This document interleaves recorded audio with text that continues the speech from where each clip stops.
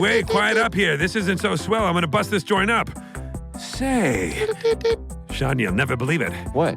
It's an all-new SmartLess. SmartLess.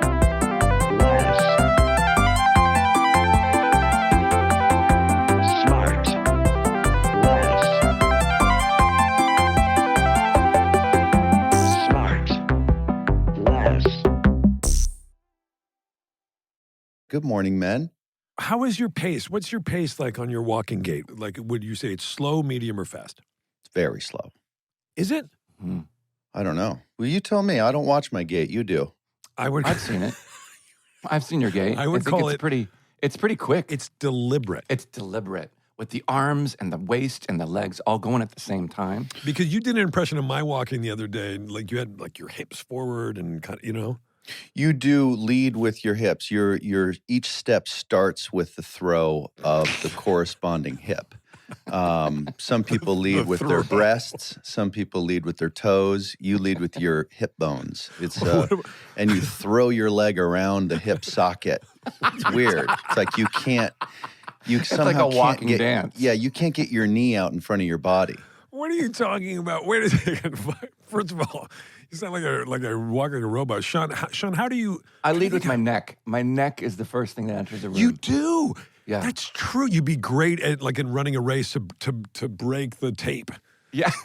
You know what I mean? Well, here's a Right? better Yeah. description of your walk. If we're back on listener, me. if you could imagine if you were trying to hold a brick between your upper inner thighs and then walk, you'd have to throw your legs around that brick while still clinching there in your saddle there.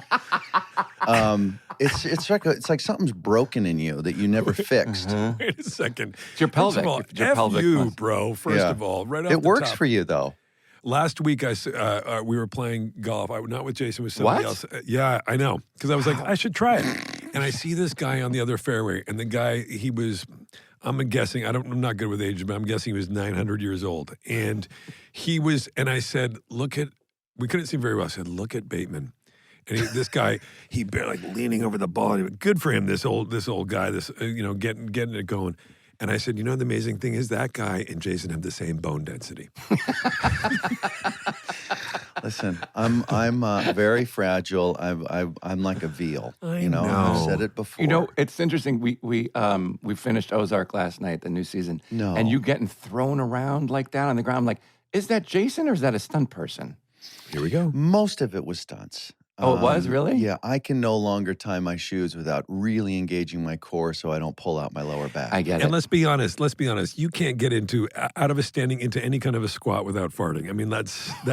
Well, that's a whole different. I've lost all elasticity in my valve. But I have an appointment for that. I'll drive you. But I'm talking more about my flexibility. I think is Jesus what Christ. Sean's asking about. That's okay. I think I got my answer. You know, I'm putting Guys, I'm installing a lace Okay. system. kind of like a corset. Yeah, more like a shoe, Right. a high top at that. Oh, that's a good name for you, by the way. Old shoe. Hey, old shoe. Comfy and smelly. Guys, this person today who's been patiently waiting, God bless her, Yeah. is one of those It's a actors. female. We've been very, very crass here. I I know, we've been very- apologize. No, that's okay. I'm so excited that she's on the show today.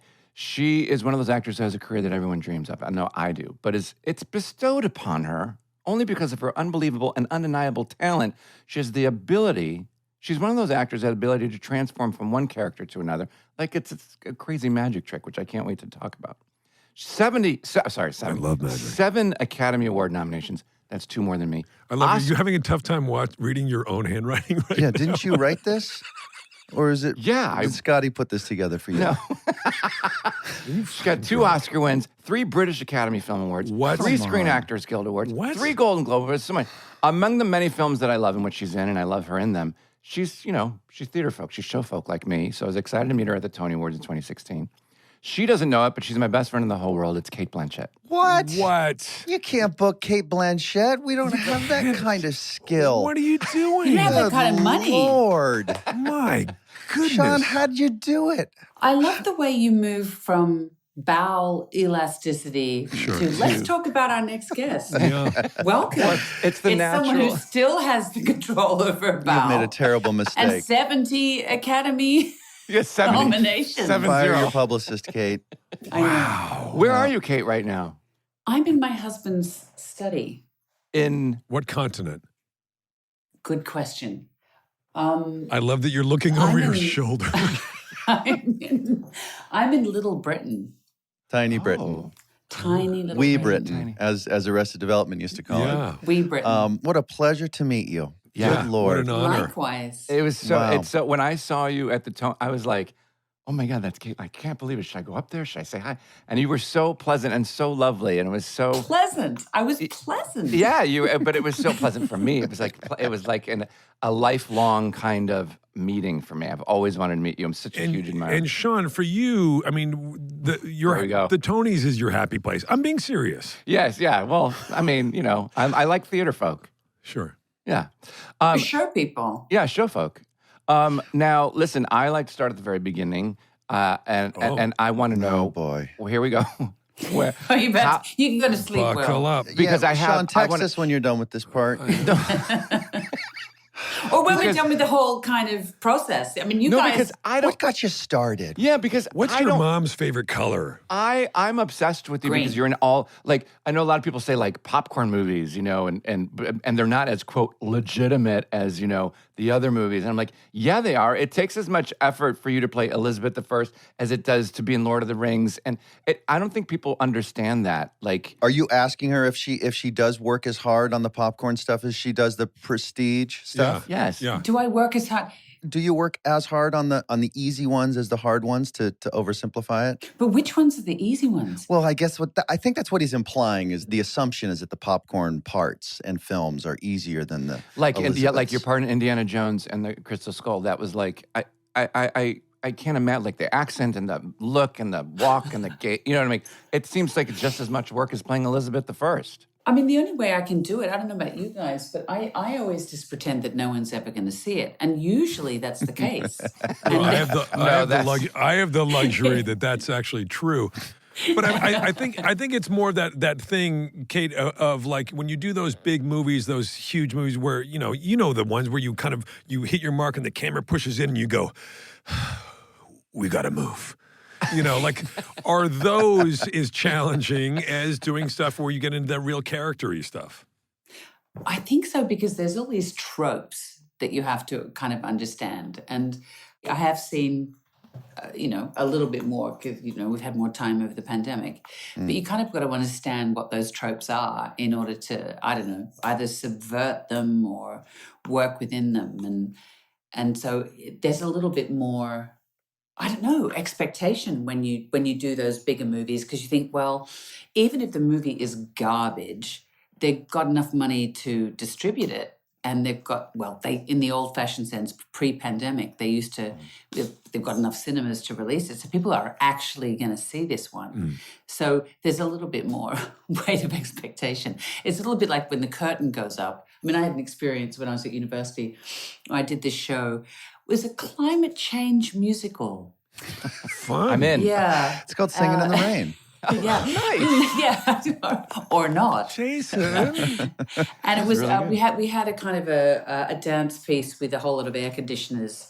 Really, I wouldn't have stayed. But after interval, we had 3 people who came to see it, and then after interval, there was just one little old lady in her handbag, and I think the only reason why she remained was because her mobility scooter had lost its power, and she wanted to see it. But you don't know whether people are going to see it when you're making movies. Well, let me ask you this. Do you see it? Do you watch your stuff?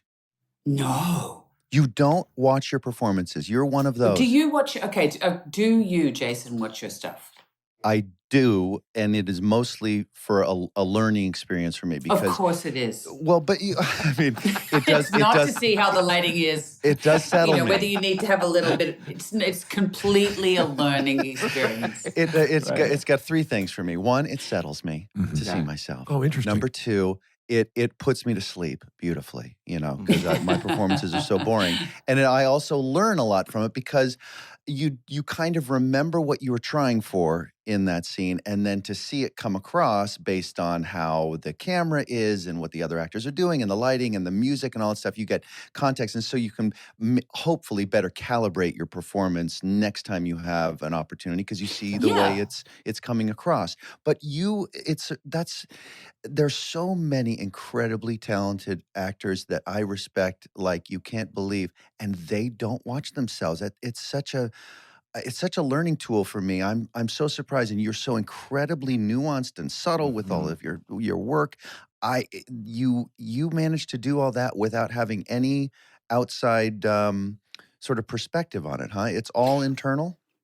But it depends who you're working with and what the story is. And I think when you're working on a series, you kind of you're a conduit for the story. And so you've got to know, okay, is the story being told in this frame? But when you're working with someone like Guillermo del Toro, you have to give over trust, and you think, well, has he got what he needs? He knows what he's doing. I mean, the interesting thing for me, I think, so you adjust from project to project. I think so. But it's like, oh my God, it's excruciating. Well, you wouldn't have the time to watch all your performances because you have so There are many. a lot. So busy. You are in the best way. And With where do I start? Cate has an incredibly packed year coming up, starting with the Pinocchio, with another collaboration with the one and only Guillermo del Toro again. Yeah. Yes? Yeah. Yes, Correct? I love Now, that. is this an animated or live action thingy, the Pinocchio? No, it's an animated. I mean, in Guillermo's style. He's So going to do an animated film, or is doing Well, one. I guess so. That's great. Yeah, That's awesome. he started in the art department. I mean, that's the amazing. Am I talking too loudly? I never No, read these no. things. I look like I'm about to. Perfect. I'm working in a drive-through. No, your volume control is impeccable. It's My impeccable. what? Your listening is not perfect, but My listening's not great. it's not. I mean, I don't know. Do you have selective listening? I get accused of that. Are you? Yeah. Yeah, Yeah. no, Will's a big violator of that.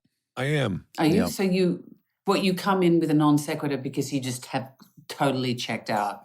He chooses what he hears. It's true. I do. I check out often. I do that. Yeah. Well, we know. Yeah. I want to know, though, like, I know you were joking. I actually have a real question. Oh, here we comes. go. And I'm Oh, okay. Buckle really up. interested.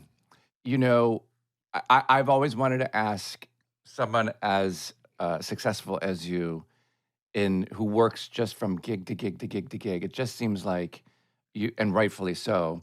How do you find the time to find a character with so little time in between gigs? Do you know what I mean? Like, for me, it would take a year to come up with, I don't know, Elizabeth, or what's the other big one that you did that I loved? What about just now on Don't Look Up? Titanic. I was amazing in Oh, Titanic. when No, you but- were on the yeah. bow of the ship with Leo. No, but Don't Look Up. Don't Look Up. I turned to Scotty, my husband. I was like, 10 minutes in, I'm like, oh, that's Cate Blanchett. Oh my! I didn't even. That's what's mind blowing about you is you can completely embody totally different people. And for me, it would take months just to figure who that person is. And you just seem. I don't know your process. It's but desperation. It's panic. It's like That you was got to do honest. something. It's. I mean, you guys are probably far better at it than me. I mean, I think, I don't know what. I mean, the night before, I'm always saying to my husband, it's like, how do I do this? And he said, you'll be fine. But it's, I don't know, my relationship with the costume designer, because, you talk to the director but you don't actually get to rehearse. And as you say, Sean, it's like, I'm used to rehearsal. I am slow. I need those 6 weeks and those previews to go, that wasn't funny. Right. That didn't work. Okay, we're going to lose this, to find out what it means, because I don't know what it means without yeah, because when you audience. create a character with a walk and a talk and an accent and the hair and just completely transform yourself, that first day of shooting on a set, you got to be like, Well, I hope they like it. I mean, it's got to be so scary. Yeah. So for the listener, usually, traditionally an actor will audition. And so the director will be able to see what their version of this character would look like, how they would do it. And then the director decides, okay, yes, we'll have that and you're hired. And so there's no real mystery about how you're going to do it. Right. In Cate's position, she's offered roles. So the first time the director really gets a chance to see it, or the crew or anybody, is the day they're actually shooting. So that's the day they decide whether they're going to fire you or not. Right. Right. So it's I mean, it's potentially really embarrassing for everybody because you could be taking a swing that is well outside. Right. That's the scary point, right? That's the tightrope. And I guess you're saying that first moment is when you get with costume, when you start to kind of feel like that person because you're starting to look like you see the character being. For Jason, that's usually khakis and a rolled up shirt, right, with the sleeves rolled up. Because we got to get down to business. Sure, you got to get down to business. I used to give Jason shit every time on Arrested Development. His character get down to business, he'd start rolling his sleeves up. I don't think I've ever had my sleeves down on any part I've ever played. I don't know what it is. You have great wrists. Why He does have great wrists. He does. He's got a beautiful swing. You should see him on the golf course. We'll be right back. And now back to the show. Cate, when was the last time you actually worked on a film where you had an extensive rehearsal process? Yeah. Oh, God. I can't even think. I've kind of having one now. I'm about to work with Alfonso Cuarón, but really it's been with it's all didn't love my accent. But it really is mostly about story and script. And all of the rest of the stuff. You have camera tests where you get to pull a few faces and try out your costumes, but then you just got to, I think the only way I can do it is to say, look, I'm going to do this, and if it's garbage, you tell me. And so that's the conversation I have with the director. I say, so if this is the wrong direction, I am so happy to change it, but I've got to do something. So, because often it's not until you've gone in the wrong direction that you know what the right direction is. But this is often after you've had a conversation with the director about sort of generally what the tone of it is. Like, you're not going to make some huge character swing if the general tone goal is something more subtle, something more nuanced. Like, you get a sense of kind of what version subtle? of... What is this subtle? It is. Right, because it's usually pretty clear whether something is going to be either campy or small. You know what the tone is. You got to know what the tone is. And, right. I mean, often, like I've done things in my over the years where, because I've got a whole other life going on downstairs. It's so you got to try and squeeze that into holiday period or whatever. So I would often come in after people have been shooting for 3 or 4 weeks. So if you get to see rushes, that's back in the day, then you can get a sense of what everyone's doing and you can try and slot into it. But still, like when you work on a film like Nightmare Alley, which is a very stylized film that has a very sort of very distinctive, but a very distinctive point of view stylistically. Coming into that would be nerve-wracking, or I don't know. You tell me, or is it you really know where he's going? You understand what that world is, and it gives you parameters that are easy to work within? Yeah, well, I mean, the first thing Guillermo did was said, do you want to see the set? And I said, yeah. And I walked onto the set, and I went, okay, this is all here. I need to match this. Right. And so, that was and I remember I was playing Katharine Hepburn years ago with Scorsese directing, and he was fantastic. He said, she can be blonde. You're taller than her. You look great. You don't need to you can just look like her. I mean, you don't look like anything like her, so this is fine. And but what I realized what he was doing is he was giving me the freedom to do as much or little physical stuff as I needed to. And what he did, though, is he showed me His Girl Friday and a whole lot of screwball comedies. And what he's trying to do by showing me those films is to say, that's the energy I want. And so what you do physically is up to you. But this is the energy that I need from the film. And he didn't say that, but of course that's the direction or the pointers that he's offering me. So, Cate, let me ask you this then, please. You've This is a Sean question, so forgive me, Sean, for stealing. So don't let you get it out. Yeah. So, oh no, hang on. We have to do a sidebar. Don't let you get it out. Sean, Sean, do you have we feel gone too cut far? off? Do you Hang feel, on, are you not Sean, seen and wait a heard? second. Sean, we love you. Should I be here? No, Do of you course want you're me to here. No, stick you're around? Kate, If you you are can part just of take this. a tight 5 You're real the quick. catalyst for this, for us being able to have this moment. Sean, talk to me right now. Look at me. Look at me. Before I kept pretending I couldn't see Sean. But Kate, you have done so many things that are tonally are so different. I don't even just mean comedy or drama. I just within the context of actual film and creating characters and stuff, they're so vastly different. Is there any area that you feel like I've never done that and I want to do it, or I've never done that and I'm scared to go there? Mm-hmm. What is the thing that's lurking out there that you think about that you haven't done? Yeah. Honestly, I want to make cheese. Sure. Thank you, Kate. That was a great interview. Yeah. Send us a sample. I want to stop. As a limited series, or No, I don't want anyone to film me. I just want to learn to do something Totally different. I tried the pottery thing, and it was a bit, Yeah. But I want to. We've got bees, and I do want to do something completely away. Right I now, mean, it's literally, I've seen a little bit of a documentary on cheese making. It does look really interesting, and Really? yeah. But you're being a little bit serious, right? I'm being totally serious. Yeah. We've got cows. Wait, making cheese? And where would that be? Would it be? Is it there in Europe, or would it be Wisconsin? Wisconsin. We'll be right back after these messages. Yeah. Wow, that's a great clip. Well, isn't Wisconsin? I don't think anybody's said Wisconsin dripping with more disdain than Cate Blanchett. No, it was a question. Who's from Wisconsin? That's the cheese capital of the U.S., isn't it? That's America's cheese so heartland. Sorry. See, I have so much to learn. Sean's sister Tracy. Tracy just ripped her radio out of the wall. Tracy radio. just lives in a house made of cheese. Tracy. But so then we're gonna so then if you ever do the cheese intensive, please give me a call. I'd like to participate in that. Keep me away from the bees though. Bees. Tell me about that.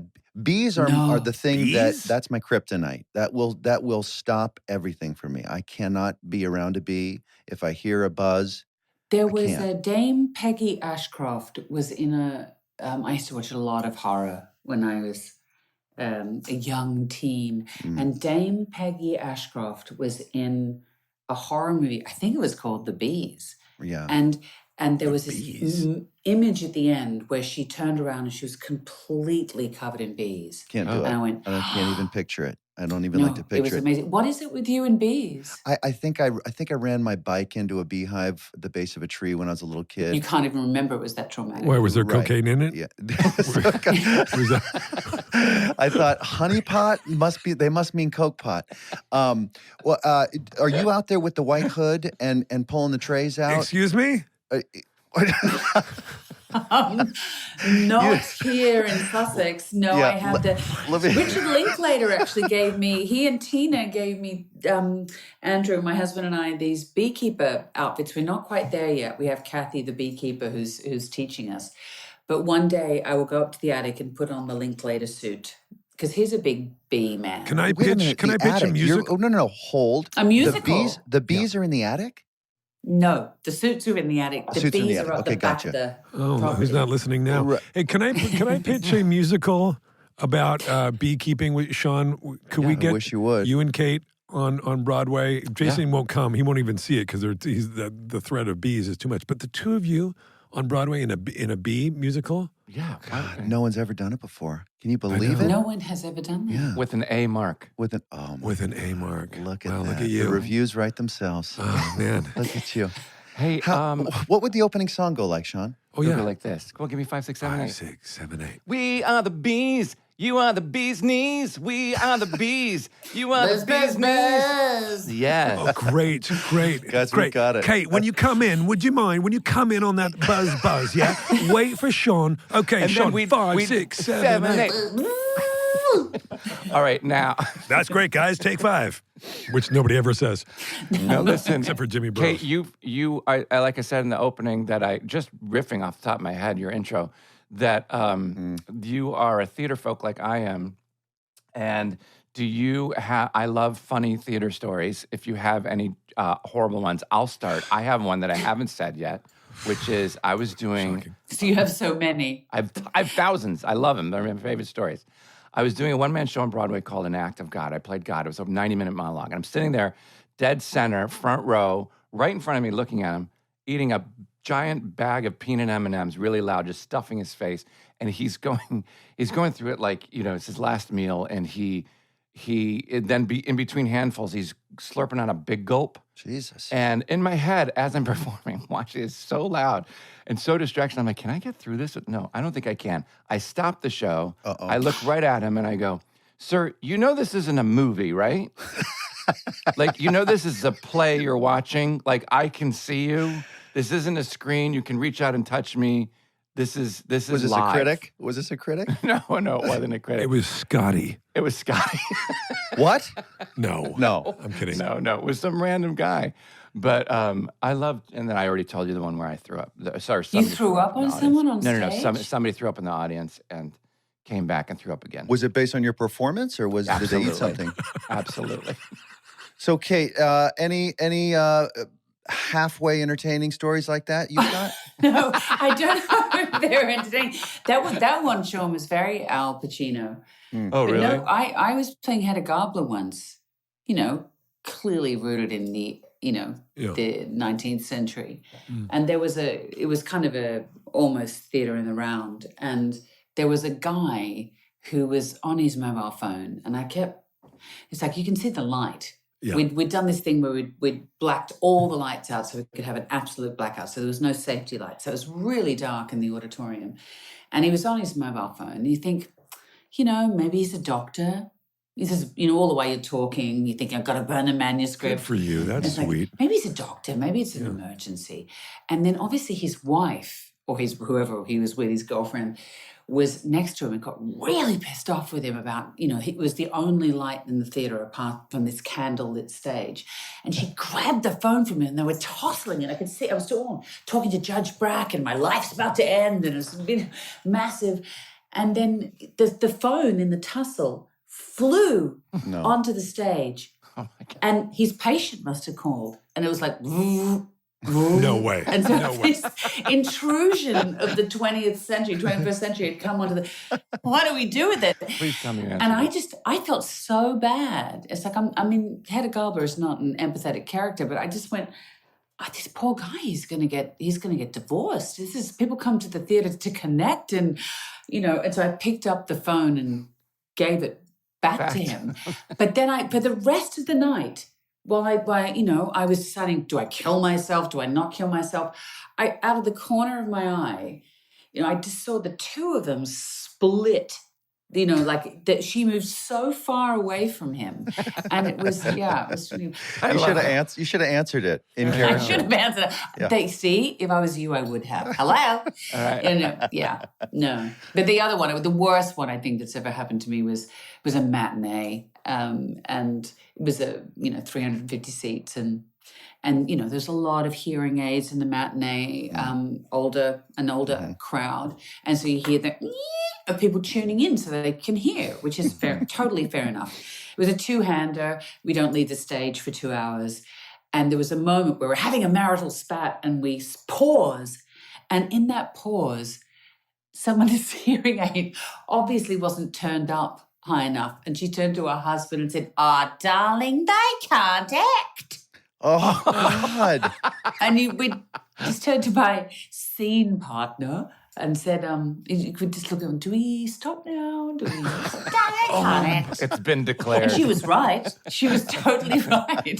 How good would it be to get her address and mail her one of your Oscars? Would be so great. Or a turd Or in a mail. Or a turd shaped like an Oscar. That's very Halloween. Yeah, a turd-shaped Oscar. Sure. There you go. Who can act now? Does someone make those? Or I don't know. Do you have a place where you go to get those? What about that theater to film, the television to all that stuff? What would you do one play every 5 years or one play every 2 years or something like that? Because you can't do one every year, right? Because they take so much time. Well, I did 3 a year for 10 years. We ran the sort of the de facto National Theatre in Australia.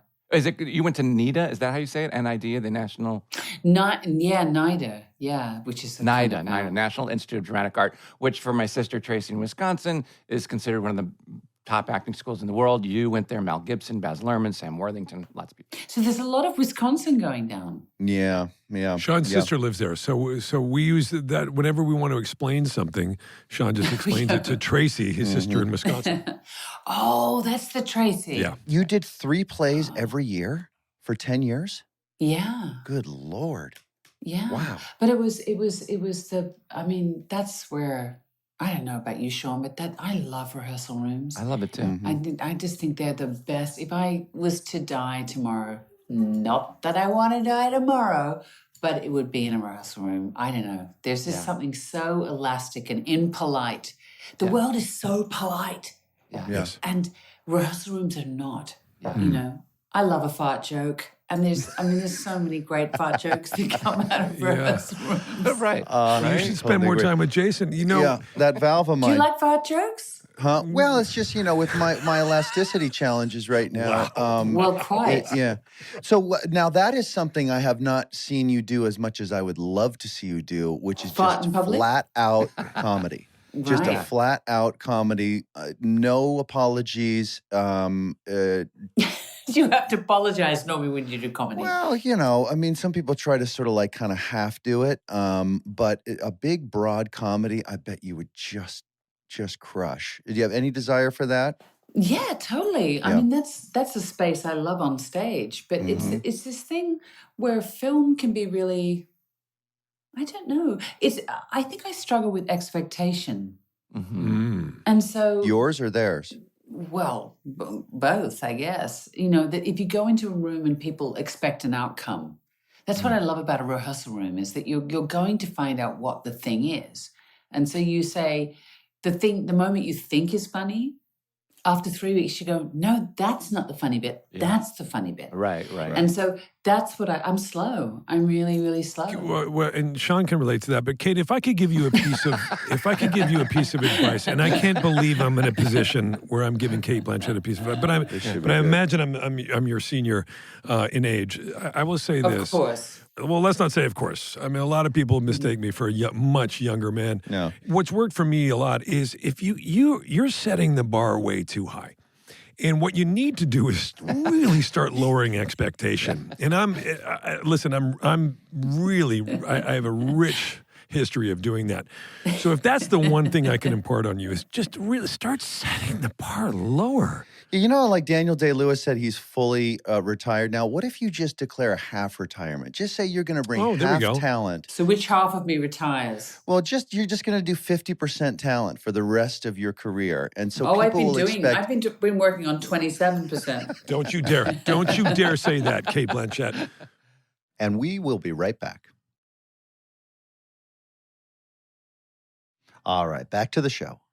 Kate, is there are there things that you would do that you do differently on a set now that you've had deserved success over the years that you didn't do when you first started out? Like, are there certain things like throwing coffee at assistants? No, there's certain things you've admired in other. Yeah, I've stopped doing that. I stopped doing that. A long time ago. Good for you.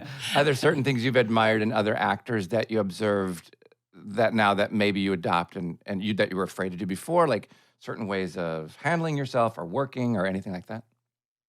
Well, I think we're in this time, without wanting to get too heavy or whatever, but I mean, we've all been apart and we haven't even processed what the Me Too movement means for sets and diversity means. And, you think, I don't know about you guys, but I still think I'm kind of 31.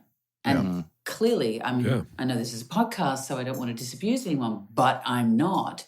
And so you think, well, like it or not, and it's not a kind of a vanity thing, but you think, well, I've made a certain amount of stuff. So you walk onto a set and you've got an expectation of what that kind of quote unquote career brings, and that you have a responsibility on set to set the tone. Clearly, I should lower that tone, Will. Yes. And Just maybe lower it. that's what I will start to do. But I mean, you do have a responsibility to, cruise. You think about, what IATSE was doing over the course of the pandemic. And I think it was massive, to talk about what crews have been going through, and that you forget the story, forget your character, forget your fellow thespians. You have a responsibility to kind of look after the people that, are working with you. Right. And that's been a big thing for me. IATSE is the union that represents the crew. A lot of the crews. I Yeah. think there's a difference now, it's sort of behavior-wise. We weren't around at the time when there was what was considered acceptable behavior would be outrageous.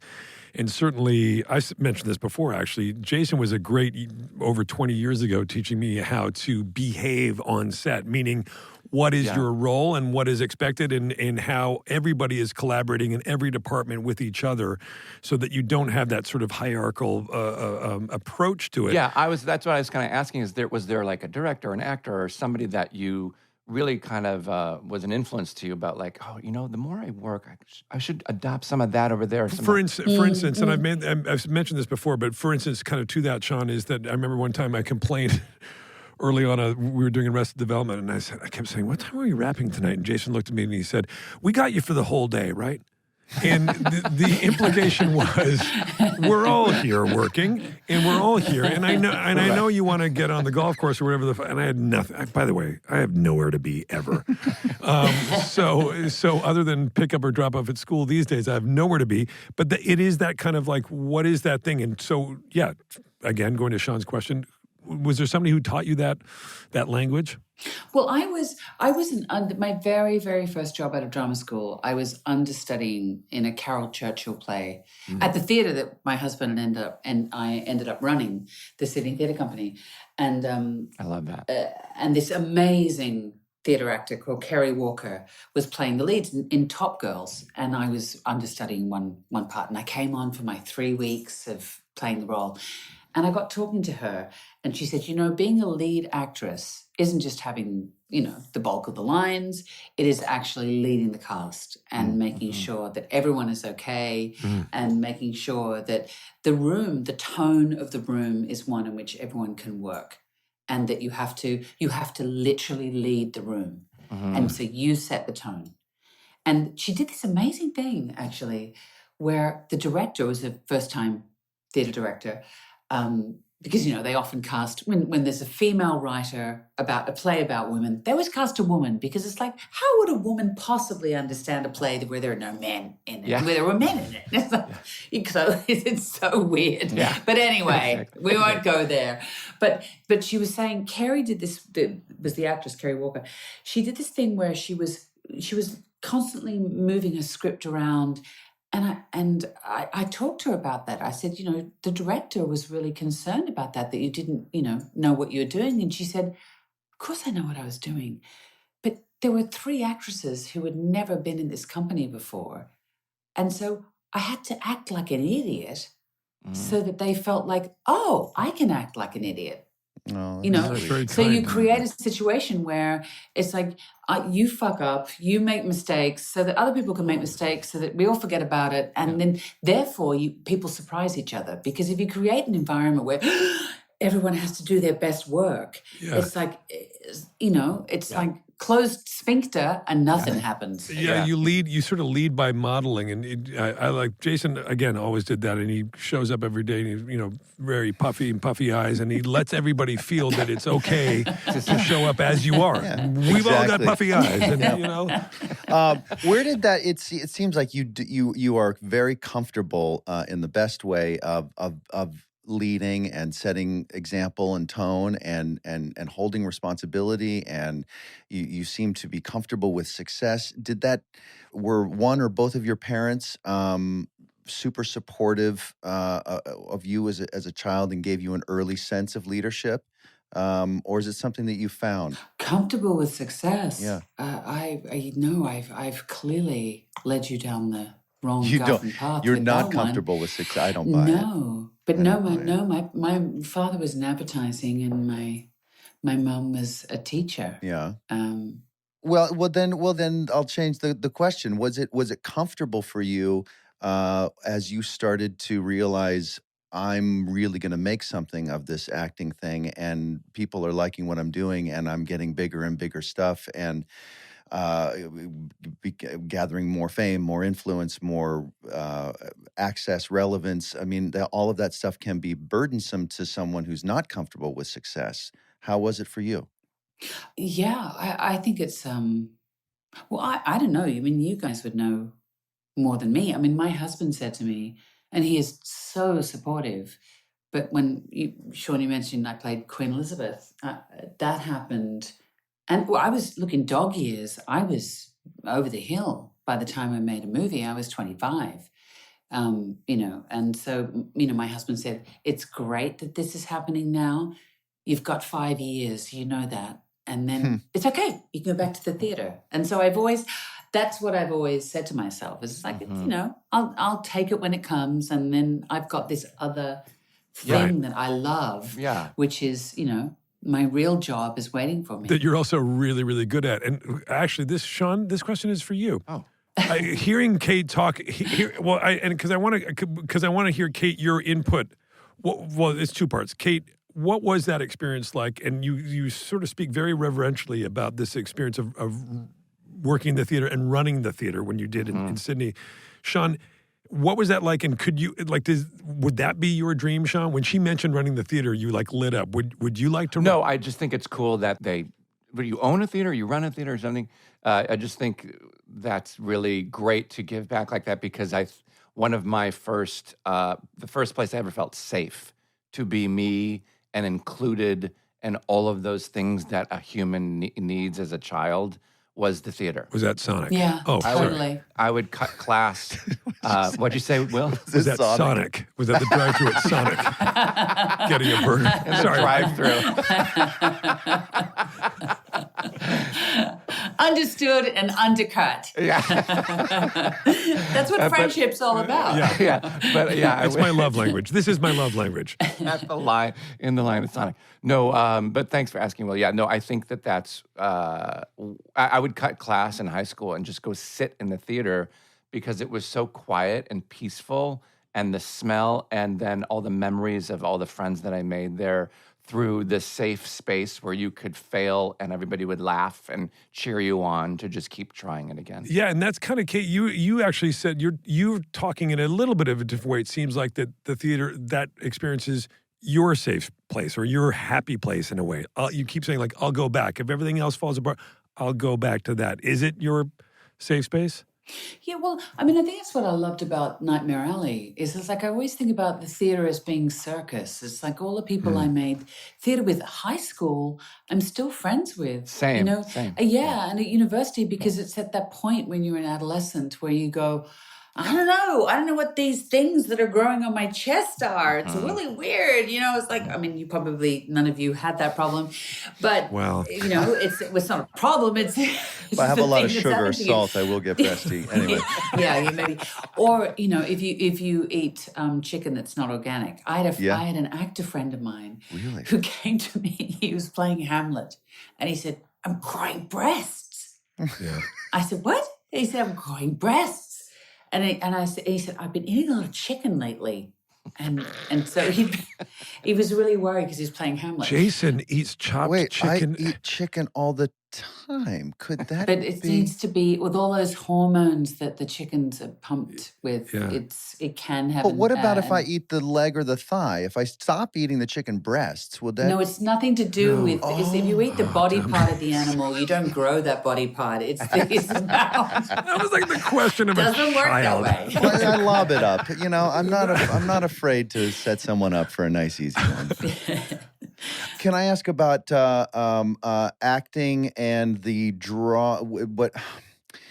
like, because we're all actors here, and not to get Thank into you. a big actor thingy, but I enjoy the part about acting. I'll go first, saying that I like to kind of explore the different areas of myself by which characters that I'm playing. Is that something? Is it an internal exploration for you, or is the draw of it, the exciting part of it, more about playing people that are completely different than you and morphing into a completely different person? Or do you like checking out the boundaries of your own eccentricities?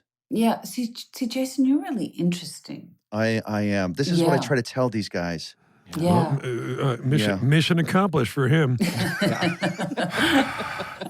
He did say he likes to investigate the different area, singular, of himself. Go ahead. Sorry, Kate. We're the armpit. No, I mean, I couldn't be less interested in myself. So it's always I don't know. It's kind of like social anthropology, but you get to be a little bit Martha Graham about it, and you have to make it physical.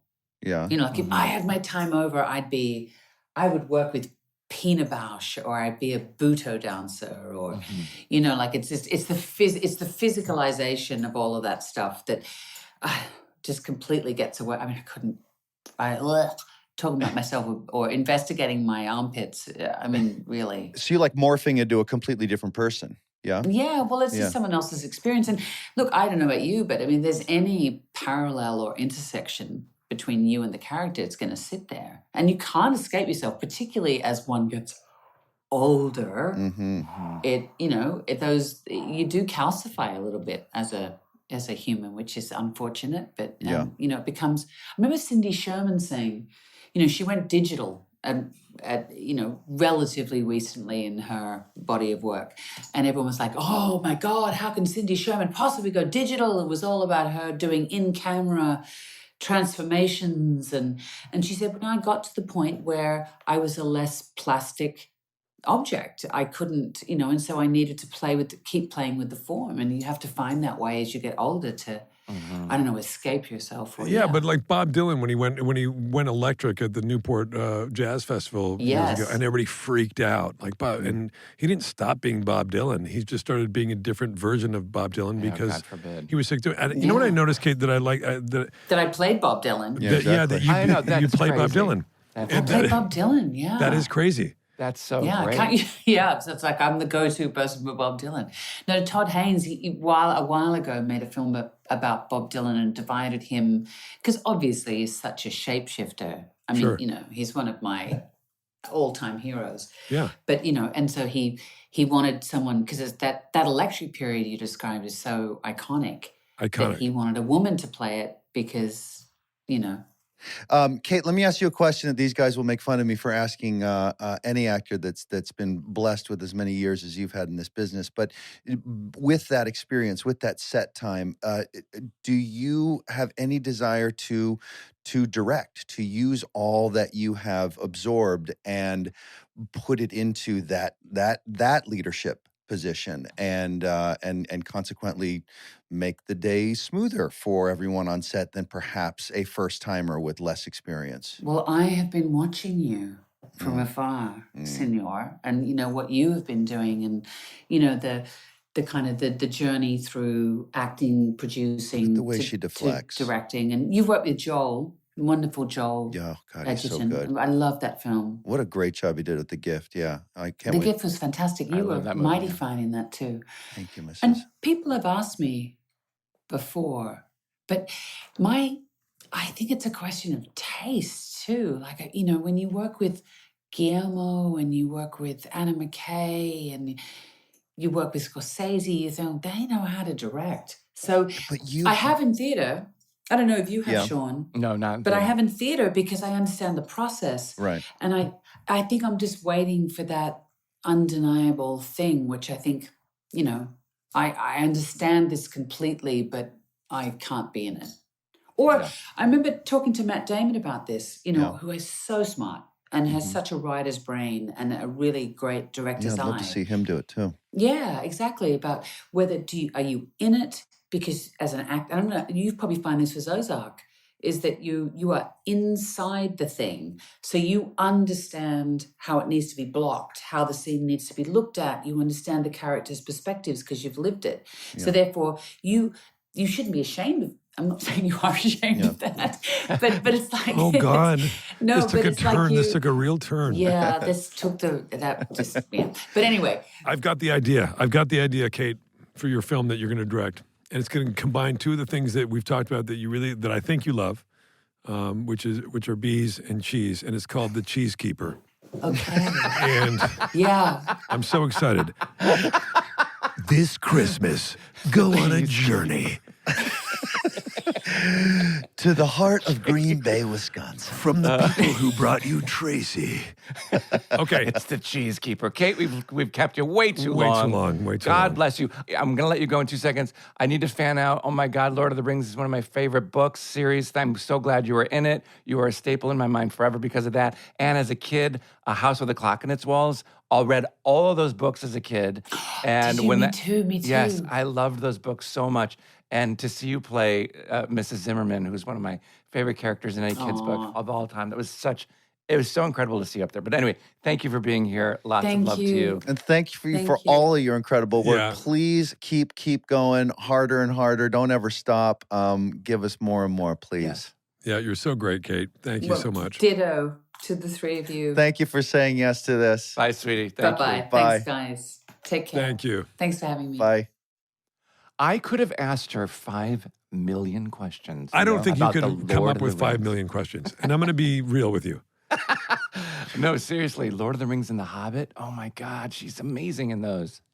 I Yeah. love those movies. How did that all come together, Sean? I Yeah, mean, how what do did you that- have some damaging photos on her or something? You just She's decided been to on my- leverage? She's been on my list, top of the list for a long since we started this podcast. Did you shame her into this? No, I love her. I think she's amazing. I think she's. Yeah, I mean, Of course. like Meryl Streep and her, and like. But we never did get her to talk shit on Bradley. She should have, because that would have been good.